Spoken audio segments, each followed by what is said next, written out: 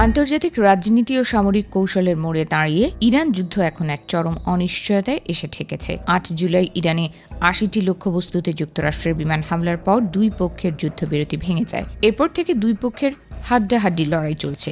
যুদ্ধক্ষেত্র থেকে কাঙ্ক্ষিত কৌশলগত জয় না আসায় এখন মূলত দুটি বিকল্পের দিকে তাকাচ্ছেন মার্কিন প্রেসিডেন্ট ডোনাল্ড ট্রাম্প। এর মধ্যে ইরানের দক্ষিণ উপকূলে স্থলবাহিনী নামানো অথবা নাতানজের কাছে জাগ্রস পর্বতমালায় মাটির ৩০০ ফুট গভীরে লুকোনো পিকেক্স পরমাণু কেন্দ্রটিতে বড় ধরনের হামলা চালানো।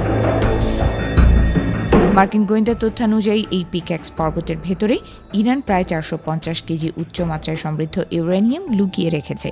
প্রকাশ্যে একাধিকবার এই কেন্দ্রটি ধ্বংস করার হুমকি দিয়েছেন মার্কিন প্রেসিডেন্ট ট্রাম্প, কিন্তু মার্কিন সামরিক বাহিনীর পক্ষে এই পাহাড় ভেদ করে ইরানের পরমাণু কর্মসূচি গুড়িয়ে দেওয়া সম্ভব কিনা তা নিয়ে সন্দেহ থেকেই যায়। বিশ্লেষকরা বলছেন, পিকেক্স পরমাণু কেন্দ্রটি কোনো সাধারণ লক্ষ্যবস্তু নয়। ২০২০ সালের নাতানজের নাশকতার পর ইরান অত্যন্ত সতর্কতার সাথে মাটির ১০০ থেকে ১৪৫ মিটার গভীরে কঠিন পাথর ও পুরু কনক্রিটের আস্তরণ দিয়ে এটি তৈরি করেছে। টানেলগুলোর বাঁকানো নকশার কারণে উপর থেকে কোনো বিমান হামলায় কেবল এর মুখ বা প্রবেশ পথ বন্ধ করা সম্ভব, কিন্তু ভেতরে মূল সেন্ট্রিফিউজ ও ইউরেনিয়ামের মজুদ ধ্বংস করা প্রায় অসম্ভব। তাই মার্কিন সামরিক বাহিনী এটি ধ্বংস করতে প্রধানত দুটি পদ্ধতি ব্যবহার করতে পারে। তবে দুটিরই অতীত রেকর্ড হতাশাজনক। প্রথমত, আকাশপথে বিমান হামলা। মাটির গভীরের লক্ষ্যবস্তু ধ্বংস করতে যুক্তরাষ্ট্রের কাছে সবচেয়ে শক্তিশালী অস্ত্র হল B-2 স্টেলথ বোমারু বিমান থেকে ১৩,৬০০ কেজি ওজনের GBU-57 বোমা ফেলা।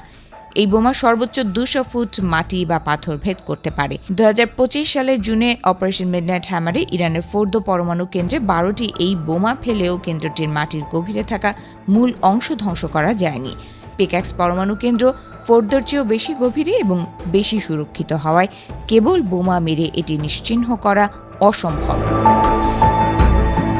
আমেরিকার হাতে আরেকটি অপশন রয়েছে, আর তা হল বিশেষ স্থল অভিযান।